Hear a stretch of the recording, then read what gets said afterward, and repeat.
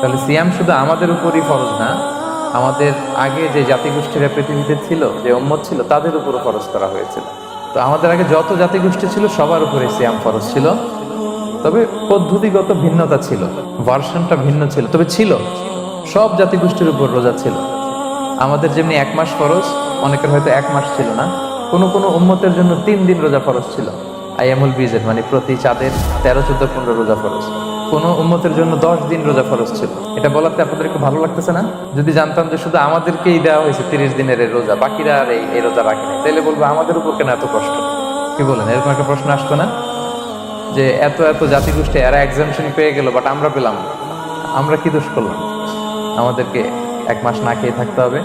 তো আল্লাহ তাআলা আমাদেরকে সান্ত্বনা দিয়ে বললেন, না, শুধু তোমাদের উপরই ফরজ করা হয় নাই, তোমাদের আগে যত জাতিগোষ্ঠী ছিল সবার উপরই সিয়াম ফরজ করেছে কে? আল্লাহ তাআলা ফরজ করে দিয়েছে।